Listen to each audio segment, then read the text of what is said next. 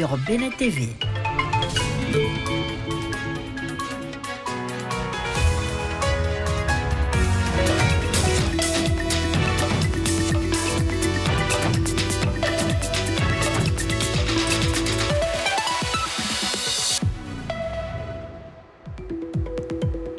Un plaisir de vous retrouver. Bonjour à tous. Voici les titres de ce journal. En visite à l'Office du bac, les ministres des enseignements secondaires, professionnels et supérieurs sont allés s'assurer des préparatifs de cet examen national. Côté chiffres, plus de 77 000 candidats sont attendus ce lundi. Un effectif en baisse par rapport à l'année dernière. Les détails dans ce journal. Ce 13 juillet met en lumière la journée mondiale de sensibilisation à l'albinisme. Un moment pour mieux comprendre cette réalité génétique et briser les préjugés du quotidien. Suivez dans ce journal le témoignage inspirant de Marie-Michel, une femme déterminée à faire entendre sa voix. Et puis mondial 2026, le Canada a dû se débattre pour éviter un piège face à la Bosnie-Herzégovine. Les États-Unis ont réussi leur début en dominant largement le Paraguay. À suivre le résumé des matchs. Bonjour à tous et bienvenue dans ce 13h. On prend pour démarrer la direction du palais de la Marina. Le ministre mauritanien des Affaires étrangères a transmis un message du président de la République islamique au chef de l'État. Une rencontre qui témoigne de la volonté des deux États d'approfondir leur partenariat et de consolider leur concertation face aux défis du continent. Écoutons l'émissaire mauritanien à sa sortie d'audience au micro d'Edmond Mbo et Ulvaeus Balogun. Il a été question naturellement de l'actualité au niveau de la Oumma islamique et en particulier de son cadre de coopération qui est l'OCI. Et par rapport à cette question, le Bénin a naturellement apporté son soutien à la demande qui a été formulée par notre pays. À l'endroit d'un pays frère comme le Bénin.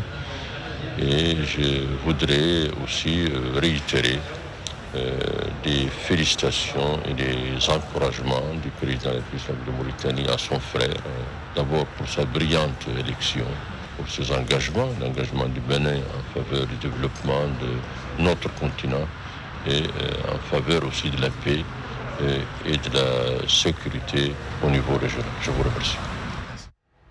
Et au-delà des enjeux diplomatiques, le président de la République entend aussi renforcer l'efficacité de l'action gouvernementale au plus près des citoyens. Pour définir le cap, le chef de l'État, Oumiad Ouadani, a rencontré le collège des ministres conseillers récemment nommés. Une première prise de contact pour fixer leurs différentes missions. On fait le point avec Ulvaeus Balogun. C'est une première rencontre aux allures de prise de contact entre le président de la République et les ministres conseillers récemment nommés. Cette séance de travail a permis au président de la République de rappeler le contexte de leur nomination et de préciser le rôle qui est assigné aux ministres conseillers dans l'architecture gouvernementale. Les ministres conseillers auront notamment pour mission d'accompagner la conduite de l'action gouvernementale et de contribuer à la mise en œuvre efficace des réformes engagées par l'exécutif. Ils devront également jouer un rôle essentiel de pédagogie auprès des populations.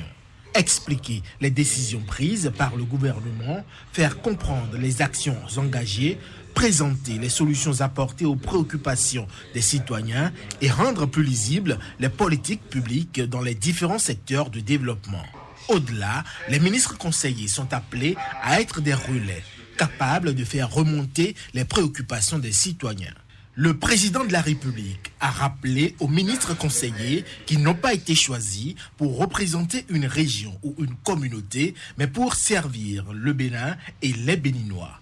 Il a aussi insisté sur la cohérence entre les paroles et les actes et l'attention qu'ils devront désormais porter aux plus vulnérables. Cette rencontre marque ainsi le démarrage effectif de la mission des ministres conseillers, placés sous le signe de la proximité, de l'écoute et de l'explication de l'action publique.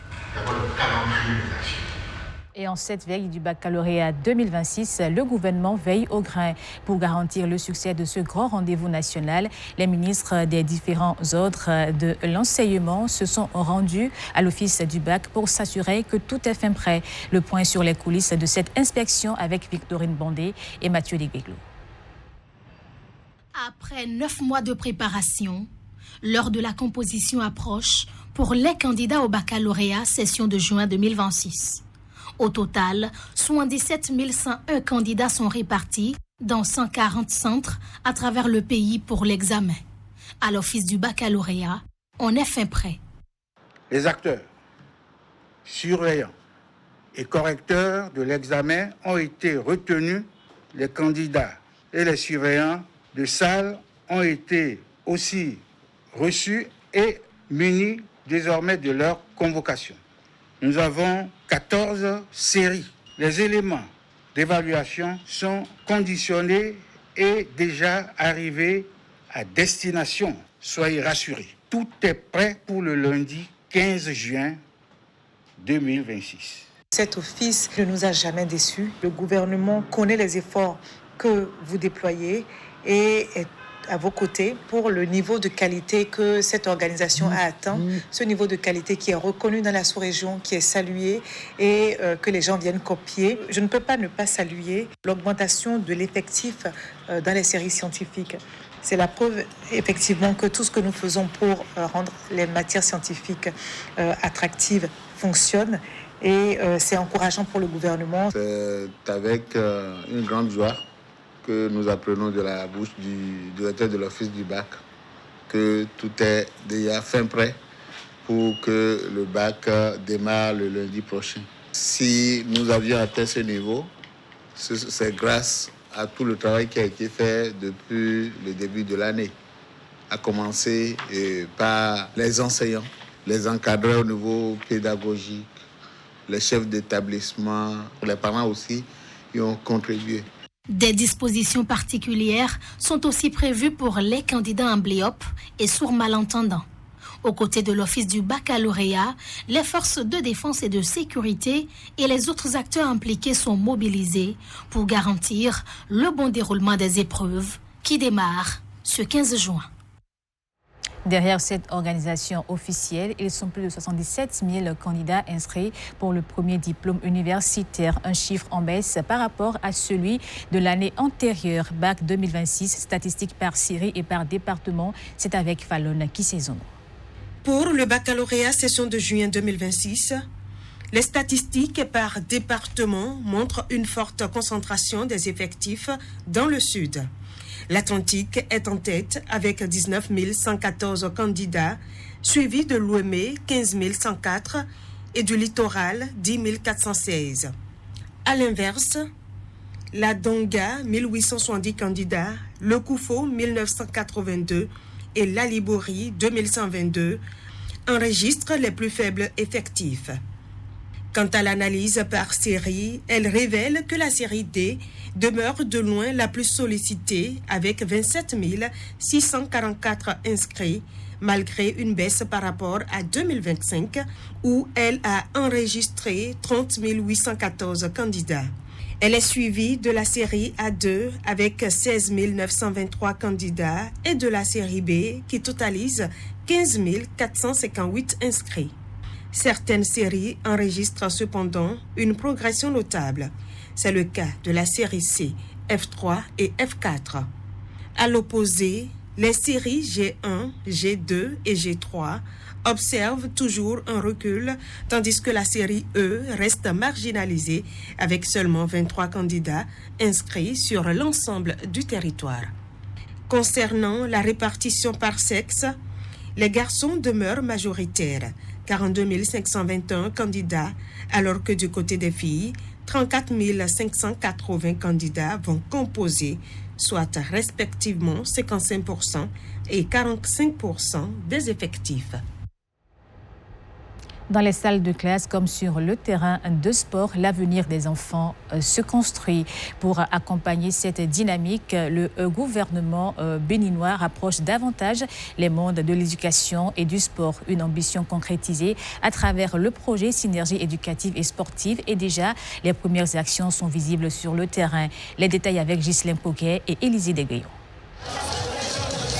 Le ministère des enseignements maternels et primaires et le ministère des sports et de l'engagement civique se mettent ensemble pour conduire un projet au profit des enfants qui sont dans les écoles. La phase pilote prend en compte 10 écoles du département de l'Atlantique. Le Bénin veut faire désormais de l'éducation et du sport les deux faces d'une même médaille. Un véritable changement de paradigme à mettre au service de l'épanouissement et de la réussite de la jeunesse. Le projet Synergie éducative et sportive. Le projet Synergie éducative et sportive n'est pas un simple programme de divertissement.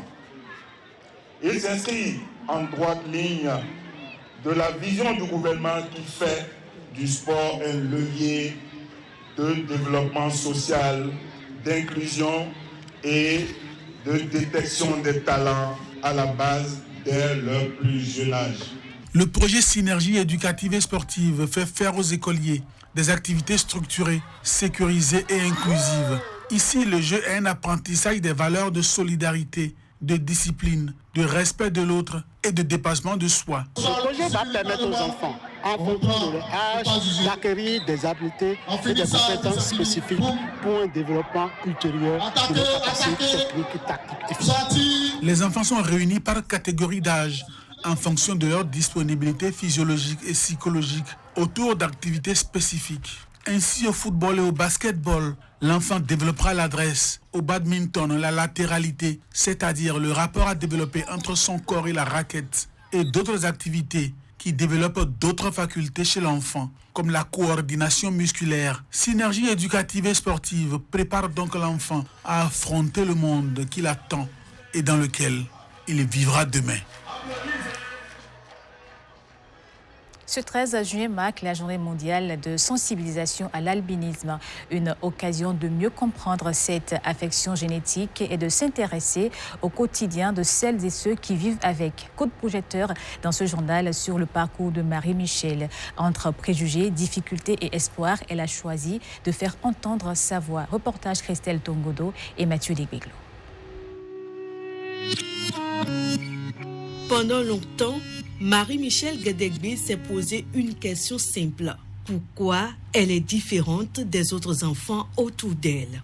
Ça fait bizarre quand tu regardes autour de toi, tout le monde est noir et toi tu es blanc. Surtout quand je sors, je sens vraiment que tous les regards sont braqués sur moi. On me remarque très facilement et c'est pas agréable.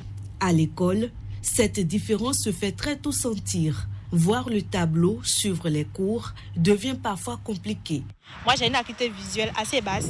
J'avais toujours un camarade à côté qui me dictait les cours. Quand il s'agissait des schémas ou des tableaux, je devais forcément attendre que la personne finisse. Je prends son cahier puis je copie. Mais les difficultés ne s'arrêtent pas aux salles de classe. Dans la rue aussi, les regards et les remarques font partie de son quotidien. Quand tu marches dans la rue, on te dit « Oh, bonsoir, ça va bien, merci ». Ou quand tu marches dans la rue, les gens ont cette vilaine manie-là de faire comme ça. Est-ce que combien ça, Jean? Est-ce que tu vois Ou la plupart du temps, les hommes qui vont te voir dans la rue vont t'aborder. Tu sens dans leurs propos que c'est de la curiosité. Ceux-là, ils ne sont pas vraiment intéressés par toi, mais ils veulent voir comment ça sera avec un griffe, une agaie au bout. L'albinisme est une affection génétique qui affecte la production de mélanine, le pigment responsable de la couleur de la peau, des cheveux et des yeux. Étant donné que nous sommes dans une maladie génétique, la déficience en cette mélanine peut être variable d'un individu à l'autre. Il y a des albinos que vous verrez, ils sont totalement clairs, alors que d'autres, vous verrez, ils sont beaucoup plus foncés. D'autres ont des cheveux roux, la peau un peu noire, la peau un peu mate, d'autres sont totalement rosés. À l'intérieur de notre corps, il y a des gènes qui permettent l'activation de ce qui va permettre de produire la mélanine. Et chez certains individus, ce gène-là va être désactivé. Et c'est ça qui fait que malheureusement, certains sont albinos. Cette condition impose une attention particulière face aux rayons du soleil. Une crème solaire avec un indice à 50%, faut chercher un habit qui n'absorbe pas les ondes, qui les rejette comme du blanc. L'alimentation permet vraiment d'aider la production de mélanine. Protéger sa peau, protéger ses yeux et faire en sorte qu'il ait une vie comme tout le monde. Il n'existe pas à ce jour un traitement pour régler ce défaut héréditaire. Mais vivre avec l'albinisme ne limite pas les ambitions ni les parcours de vie. Il ne s'agit pas en fait d'une maladie qui va affecter l'individu dans le sens non de l'empêcher d'arriver à ses objectifs dans la vie. Avec le temps, Marie-Michel Gadegbi a choisi de parler de son vécu pour aider d'autres personnes à mieux vivre le leur. Et à celles et ceux qui doutent encore de leur place, elle adresse ce message. Battez-vous, démarquez-vous à travers ce que vous faites, travaillez dur. Une histoire personnelle, mais aussi une réalité plus large. Celle d'une différence qui appelle surtout à plus de regard, plus de compréhension et moins de jugement. Toujours en santé, on parle de la drépanocytose. C'est une maladie génétique qui demeure un défi majeur de santé publique au Bénin. Alors que les chiffres restent préoccupants, médecins et associations multiplient les actions de sensibilisation pour freiner la progression de cette affection pourtant évitable grâce au dépistage et au conseil génétique. Koudous Abdoulaye et Macléod Adam Sodé ont échangé avec un spécialiste. Voici un extrait de leur entretien. Il faut aujourd'hui dire non à la drépanocytose, qui est une maladie chronique. Face à la drépanocytose, le non est formel au Bénin. Les chiffres sont préoccupants. 5% de la population béninoise en souffre, selon les statistiques récentes du Programme national de lutte contre les maladies non transmissibles. Mais on a encore des chiffres plus parlants. Quand on parle de portage de traits S, nous sommes à peu près à 20-22%. Et quand on parle de portage de traits C, donc, nous sommes à peu près autour de 10% de la population. La drépanocytose gagne du terrain au Bénin. Cette maladie héréditaire est toutefois évitable. Les parents peuvent éviter la drépanocytose à leurs enfants en cherchant à connaître très tôt leur statut. Donc lorsque je suis jeune et que j'ai envie de me mettre en couple et que j'ai un projet de procréation, je fais assez rapidement mon électrophorèse de l'hémoglobine pour connaître mon statut, connaître le statut de mon conjoint, et à deux, nous nous rendons chez un professionnel de la santé pour savoir si nous sommes compatibles, si nous pouvons faire chemin ensemble sans transmettre la drépanocytose à nos enfants. À l'occasion de la Journée mondiale de lutte contre la drépanocytose, célébrée le 20 juin prochain, la mobilisation se veut plus forte que jamais. À Cotonou, une marche réunira professionnels de santé, associations de citoyens autour d'un même message: informer, prévenir et agir pour faire reculer la drépanocytose au Bénin. Dans le reste de l'actualité, investir dans les zones frontalières pour protéger la sécurité nationale, c'est tout le sens de la 13e semaine des frontières béninoises. Une initiative du ministère de l'Intérieur via l'Agence béninoise de gestion intégrée des espaces frontaliers. À Tiaourou, cet événement s'est traduit par des formations pour les élus locaux et des soins de santé gratuits pour la population. Les détails avec Nestor Sela. Dans le cadre de l'atteinte de ces objectifs visant à renforcer la résilience des communautés frontalières, l'Agence béninoise de gestion intégrée des espaces frontaliers renforce les capacités des élus locaux de la commune de Tiaourou, située à la frontière avec le Nigeria. Aujourd'hui, les frontières ont cessé d'être des périphéries, mais les frontières sont devenues des passerelles. Les communautés qui y vivent doivent désormais commencer à développer le sentiment d'appartenance à la nation, parce que le gouvernement du président Romeo Douadaï a mis dans son programme le renforcement des capacités des territoires frontaliers. C'est la raison d'être de l'ABGF ici dans ces différentes communes, pour magnifier les frontières, pour montrer aux élus locaux que les frontières sont des opportunités à saisir et non des zones de séparation. La semaine des frontières béninoises constitue également une occasion pour l'ABGF d'offrir des soins gratuits aux populations des communes frontalières.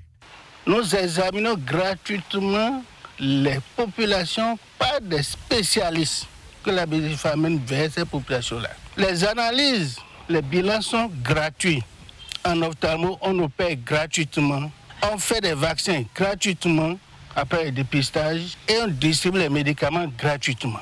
L'Agence béninoise de gestion intégrée des espaces frontaliers et son équipe médicale sur place pour le suivi de l'évolution des pathologies déjà diagnostiquées et soignées. Ça fait partie de l'une des orientations stratégiques de la politique nationale de développement des espaces frontaliers qui est de réduire la pauvreté. C'est pour ça que nous sommes fiers d'accompagner ce processus et faire en sorte que les populations qui vivent dans ces localités frontalières puissent avoir le sentiment d'appartenance à la nation. C'est pour ça que le gouvernement du président Romuald Wardani a souhaité accompagner la santé communautaire pour que désormais la santé soit aux côtés des communautés. Il y a bon nombre dont les produits ont travaillé et ça va mieux actuellement. Nous qui sommes aujourd'hui ici, c'est parce que nos maladies sont un peu élevées qui a laissé que nous sommes revenus encore. Vraiment, nous apprécions leur mouvement. L'étape de Diaouro fait suite à celle de Dogbo, Savalo et Savè. Une même dynamique qui vise à renforcer la sécurité, la coopération et la vigilance citoyenne le long des frontières béninoises. Et dans le but de renforcer les échanges culturels entre la République populaire de Chine et la République du Bénin, le Centre culturel chinois organise une exposition où le réel ou le virtuel sont mis en synergie pour parler d'un des beaux sites touristiques chinois, le Palais des Tang. À ce vernissage d'exposition ponctuelle, Gildas Vito et Patrick Josso. Éventail et encre, entre réel et virtuel. Voici une exposition en 4 espaces où dialoguent l'encre et le numérique, la tradition et l'innovation, l'originel et l'original. C'est une activité parascolaire consacrée, désignée pour les étudiants qui suivent les cours de la langue chinoise au Centre culturel chinois. Primo, l'espace de calligraphie où, pinceau en main et encre en arrosoir, chacun démontre sa virtuosité. J'ai fait des cours. Donc je me suis un peu entraînée. Depuis notre enfance, on avait fait le français avec des lettres, donc avec des caractères comme ça, des dessins, c'est quand même amusant. Secondo, l'espace d'éventail calligraphié réalisé par des calligraphes de l'Association des calligraphes de Chine. Ces éventails, j'ai l'habitude de regarder des films, je vois des gens, des Chinoises qui prennent avec, ils utilisent pour se combattre. Je me dis que à voir ces éventails, c'est des lames, c'est des trucs du genre, mais à ce que je vois ici, c'est sûr que ces éventails sont différents de leurs éventails, mais c'est à peu près la même chose. Et c'est une bonne marque d'éventail. Ça donne aussi une autre sensation. En fait, ce que nous, on a l'habitude d'utiliser ici, c'est souvent fait de paille ou soit de natte. On a l'habitude d'utiliser pour les cuisines, tout et tout. Mais ces éventails sont différents. Tu peux l'utiliser pour quand tu es dans la chambre, peut-être quand tu as chaud. Tertio, l'espace des créations culturelles et artistiques inspiré du patrimoine culturel chinois. C'était tout juste pour se distraire avec quoi. Juste pour distraire, on regardait des pandas. Je ne sais pas si c'est que le panda est beaucoup plus pour eux quelque chose de marque ou quelque chose de symbolique, mais la plupart de leurs dessins, on voit toujours panda. Partout, il y a toujours panda. Quarto, l'espace banquet de nuit au Palais des Tang où casque VR vissé aux yeux et aux oreilles, chacun voyage et explore la vie de Luo Niang, constituée avec des personnages emblématiques de l'époque. C'est très émouvant. On a pu assister à une scène où on a vu des Chinoises qui étaient en train de prester. Après, on a pu observer encore dans quelques décors, on a vu des personnages. Donc c'était un peu comme si on vivait l'événement en direct. Voilà les 4 espaces où se côtoient et se tutoient les calligraphies traditionnelles et les réalités virtuelles de la Chine impériale des palais Tang. Expression vivante du patrimoine culturel béninois, le rythme gbérou a longtemps accompagné les grandes cérémonies et les fêtes communautaires, particulièrement dans les milieux féminins. Aujourd'hui, menacé de disparition, cet héritage musical fait l'objet d'initiatives de sauvegarde. Les spectacles gbérou s'inscrivent dans cette dynamique de valorisation. Reportage Ulvaeus Balogun. C'est un rythme traditionnel qui a pendant longtemps accompagné les cérémonies et les grandes fêtes communautaires.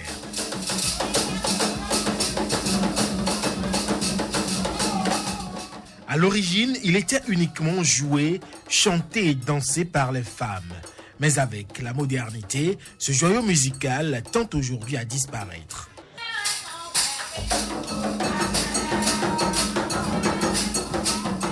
C'est un ancien rythme qui est jalousement entretenu par les femmes des quartiers, les femmes des communautés.